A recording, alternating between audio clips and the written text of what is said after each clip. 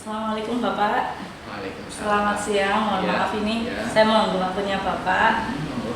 Nah, di sini saya kebetulan mendapat tugas terkait wawancara dengan Bapak Kepala Sekolah Tentang CPP. iya Pak. Ya, ya, Untuk dalam rangka demonstrasi kontekstual modul 3.1.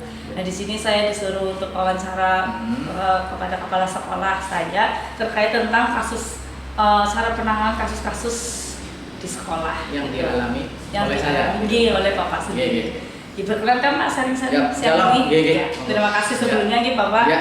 Nah, dari selama Bapak menjabat menjadi kepala sekolah ini itu kan tentunya mengalami banyak kasus ya Pak. Betul, ya. Nah, dari sini bagaimana Bapak mengidentifikasi kasus-kasus yang merupakan dilema etika atau bujukan moral itu Pak?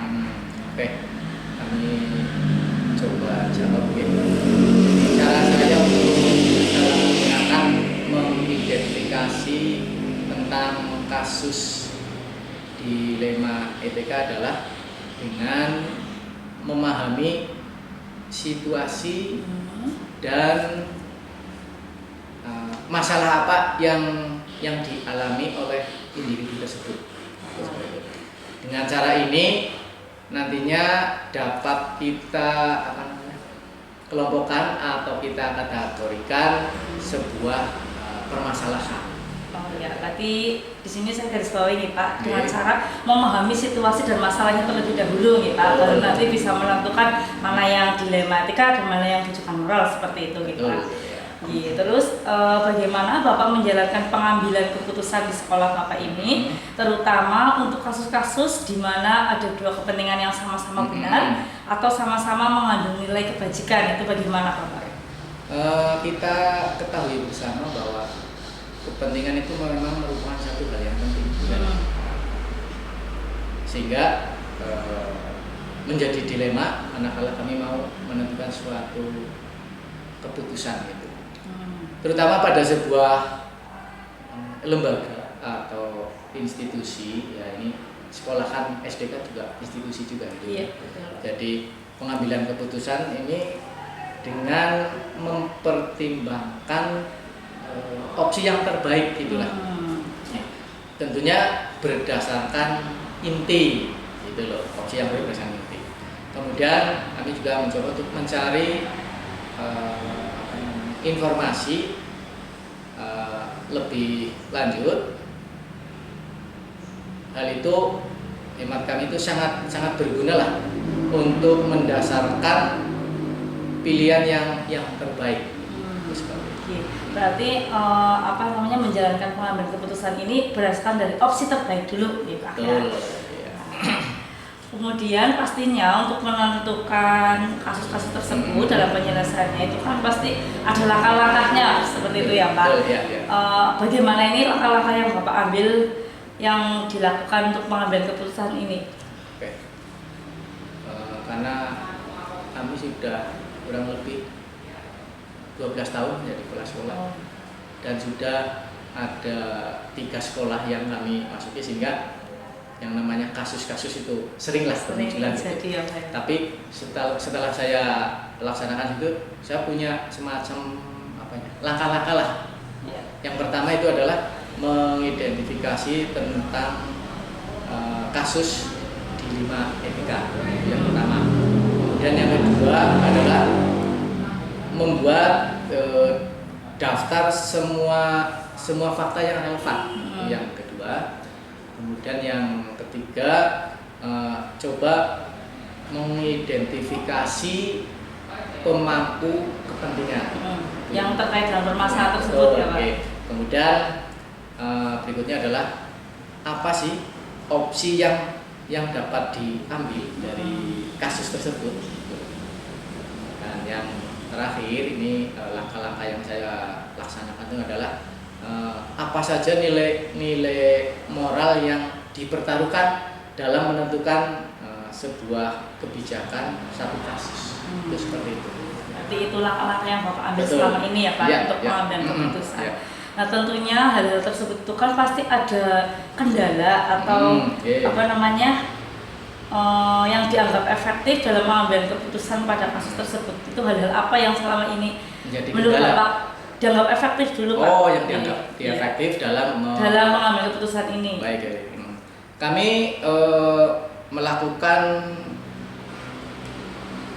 demi kebaikan banyak lah ya. Lakukan kebaikan lebih banyak, atau yang kita kenal dengan istilah berpikir pada hasil akhir. Itu. Berarti berpikir dulu nanti hasil akhirnya bagaimana, seperti itu. Itu yang efektif kan ya. Kemudian yang kedua, kami tetap menjunjung tinggi nilai-nilai pada prinsip dalam dalam diri, atau yang sering kita sebut dengan istilah berpikir berbasis peraturan. Itu yang efektif yang kedua. Kemudian yang ketiga adalah melakukan apa yang kita harapkan oleh orang lain, yang dilakukan pada diri kita, atau yang sering kita kenal atau kita sebut dengan istilah berpikir berbasis pada peduli. Rasa peduli. Iya, itu rasa peduli. Jadi tiga hal yang menurut saya itu efektif. Ya. Bisa saya ulangi lagi Pak. Tadi yang pertama hasil akhir, berbasis hasil akhir, yang kedua berbasis peraturan, dan yang ketiga berbasis rasa peduli. Iya, ketiga itu yang dianggap paling efektif. Efektif sekali. Ya. Baik. Nah, tentunya dalam melaksanakan pengambilan keputusan ini itu ada hal-hal atau tantangan dalam pengambilan keputusan ini. Menurut Bapak apa saja ini hal-hal yang menjadi kendala atau tantangan dalam pengambilan keputusan itu? Oke, pastilah semua kasus untuk mengambil keputusan ada kendala. Yang pertama adalah tentang personal, yaitu personal atau pribadi individunya ya Pak. Itu juga merupakan satu kendala. Bagaimana individu itu respon enggak gitu. Kemudian lingkungan sosial individu. Kemudian yang berikutnya adalah tentang informasi dari kasus itu yang saya dapatkan. Itu kendala. Karena informasi kan dari A dan B berbeda-beda ya Pak. Itu kendala. Menjadi kendala gitu. Betul. Ya. Nah, kemudian apakah ada jadwal tertentu untuk penyelesaian kasus dilema etika ini? Apakah Bapak langsung menyelesaikannya di tempat, atau memiliki sebuah jadwal untuk menyelesaikannya? Kemudian bentuk atau prosedur seperti apa yang Bapak jalankan selama ini? Oke. Dalam menyelesaikan suatu kasus, saya tidak punya jadwal yang spesifik, tidak ada. Kami prinsipnya ada kasus ya sesegera mungkin untuk diselesaikan saat itu juga, karena yang namanya permasalahan kasus itu karena kita berbarengan dengan banyak orang, dan tentu banyak sekali gesekan dan sebagainya. Hingga kalau kita menunda kasus, khawatirnya nanti ada kasus terus seperti itu. Sehingga saya tidak punya jadwal yang spesifik lah. Yang pasti kami berprinsip ada permasalahan yang untuk segera saja diselesaikan gitu. Untuk prosedur yang saya lakukan menggunakan langkah seperti pada pernyataan yang nomor 3 itulah. Iya, yang tadi itu ya Pak. Mengidentifikasi masalah, kasus, kemudian membuat daftar dan seterusnya. Itu seperti itu Pak. Berarti waktunya fleksibel ya Pak. Tidak terjadwal. Betul. Ada kasus langsung selesaikan. Ya, kalau itu kasusnya ringan, kalau misalnya itulah menggunakan langkah-langkah yang tadi Bapak sebutkan. Baik. Untuk selanjutnya, apakah ada nih seseorang atau faktor-faktor apa yang selama ini mempermudah atau membantu Bapak dalam pengambilan keputusan dalam kasus-kasus dilema etika ini? Oke. Beberapa saya alami itu memang untuk menangani kasus sangat mudah, cepat. Nah, itu manakala dari kasus tersebut dimulai dari yang pertama itu sikap jujur individu. itu sangat yang bersangkutan membantu, itu ya? sangat membantu, mempermudah kami untuk itu. Yang pertama sikap jujur individu, kemudian karakter dari orang tersebut itu sangat membantu. Kemudian dan yang ketiga adalah semangat atau motivasi dari individu itu untuk segera menyelesaikan satu permasalahan atau kasus. Ya, jadi ada 3 hal itulah. Yang tadi sikap jujur individunya, kemudian karakternya, kemudian motivasi dari individu tersebut sendiri ya Pak. Ya, baik. Nah, sekarang dari semua hal yang sudah disampaikan Bapak tadi, pembelajaran apa ini yang dapat Bapak petik dari pengalaman Bapak mengambil keputusan dilema etika ini Pak? Pembelajaran yang saya ambil dari kasus dilema etika ini adalah bahwa mempertimbangkan opsi yang terbaik, gitu ya. Yang tentunya hal ini akan sulit dilakukan, namun kita selalu berkolaborasi, kerjasama, maka kita akan menemukan titik di mana kasus tersebut dapat kita selesaikan. Intinya kita berkolaborasi lah ya. Berkolaborasi, terus mempertimbangkan opsi yang terbaik bagaimana. Iya. Pembelajaran yang dapat Bapak ambil ini ya dalam mengambil keputusan. Baik Bapak, terima kasih untuk waktunya hari ini. Terima kasih, semoga tugas CGP saya lancar. Amin. Terima kasih juga selama ini sudah mendukung saya menjadi CGP, ya Pak. Semangat terus ya Pak. Semangat Pak. Sukses.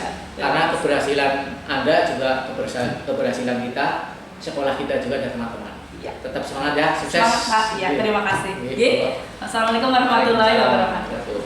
Pak.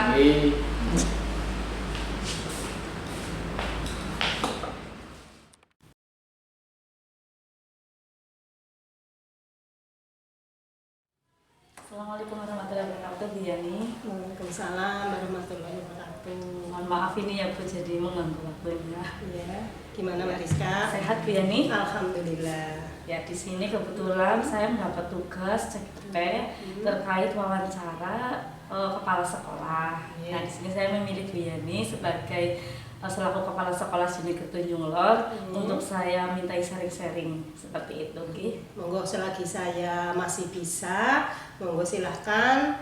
Nanti kita sharing aja ya Mbak ya, karena saya juga belajar masih. Ya, monggo silahkan untuk yang apa yang ditanyakan.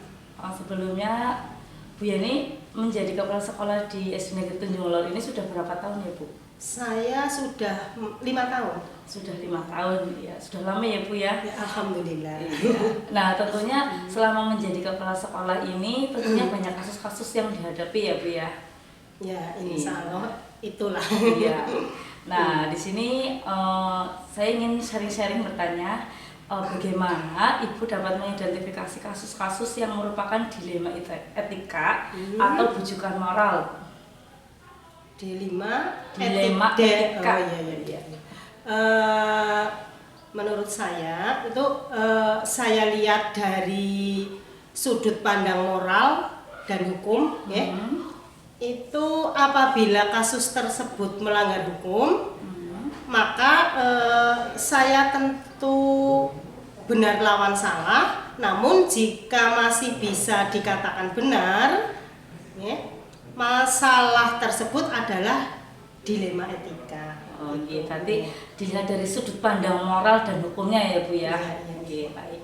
Kemudian bagaimana ini menjelaskan pengambilan keputusan di sekolahnya Ibu, terutama untuk kasus-kasus di mana ada dua kepentingan yang sama-sama benar atau sama-sama mengandung nilai kebajikan. Itu bagaimana cara Ibu menyelesaikan kasusnya? Mengambil keputusannya. Baik. Selama ini ya Bu, untuk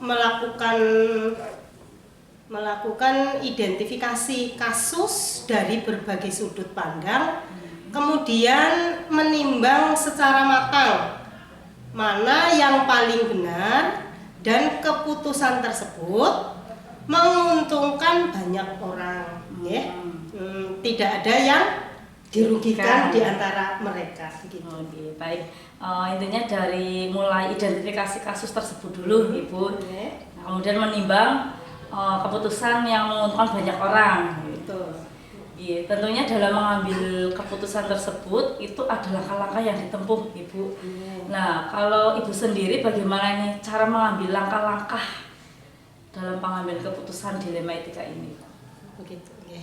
Untuk mengambil langkah-langkahnya, untuk ini menurut saya, ya, saya lakukan dalam penanganan kasus dilema etika yaitu ada beberapa. Satu, misal menentukan penyebab permasalahan. Ya. Yang keduanya yaitu menentukan siapa yang terlibat.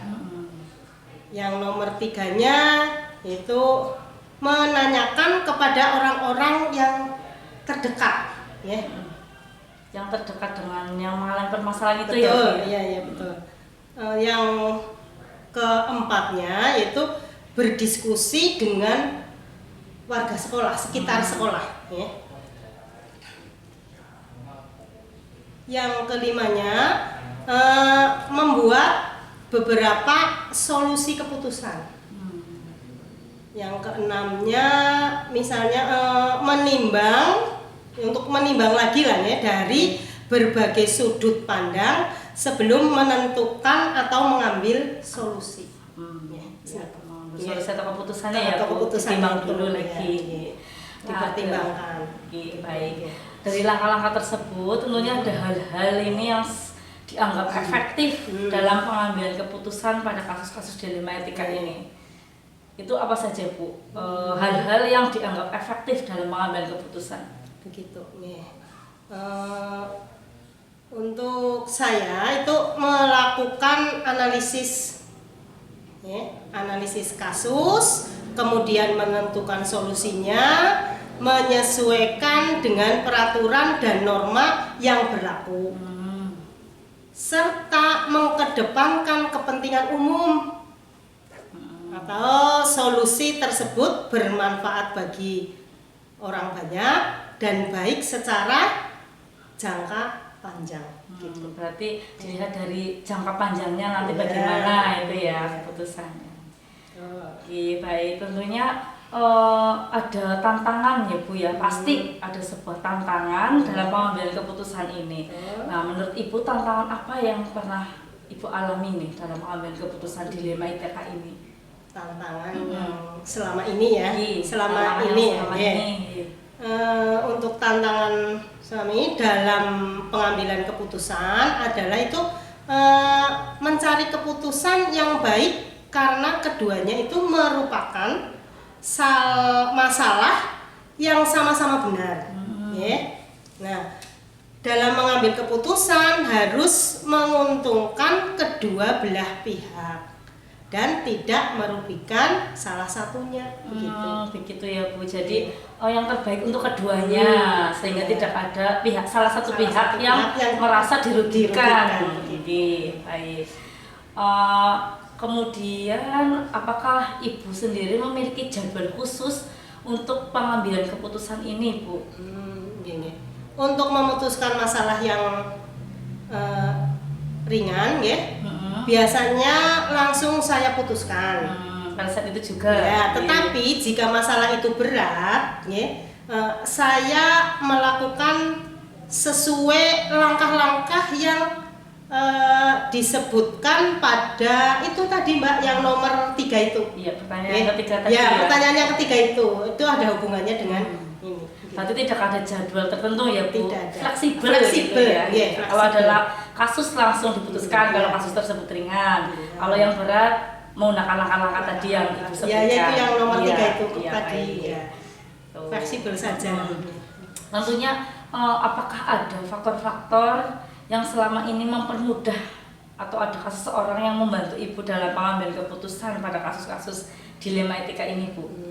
Dalam mengambil keputusan itu saya selalu mengajak warga sekolah, ya, atau stakeholder, wali murid, orang-orang yang mempunyai kedekatan personal dengan orang yang mengalami permasalahan, ya. Jadi banyak yang membantu dan mencari alternatif solusi. Berarti tidak hanya seseorang, tapi ini kolaborasi gitu antara semua warga sekolah, stakeholder atau orang yang terdekat dengan yang mengalami kasus tersebut. Betul. Baik Ibu, dari semua yang sudah disampaikan tadi oleh Ibu, pembelajaran apa ini yang dapat Ibu petik dari pengalaman Ibu selama ini dalam mengambil keputusan dilema etika ini? Untuk pembelajaran yang saya ambil dari kasus, saya menjadi lebih bijaksana dalam menganalisis seluruh permasalahan. Untuk itu dijadikan pertimbangan menentukan solusi yang tepat dan terbaik. Gitu. Berarti menjadi lebih bijaksana dalam mengambil keputusan Ibu dengan cara itu tadi langkah-langkah yang tadi Ibu sebutkan. Baik, terima kasih Ibu, terima kasih atas waktunya. Dari sini saya mendapat ilmu dari Ibu tentang pengalaman yang pernah Ibu alami dalam pengambilan keputusan dilema etika ini. Jadi saya banyak ilmu yang dapat saya petik. Terima kasih Ibu. Semoga tugas saya ini selesai lancar. Terima kasih dukungannya Ibu. Ya.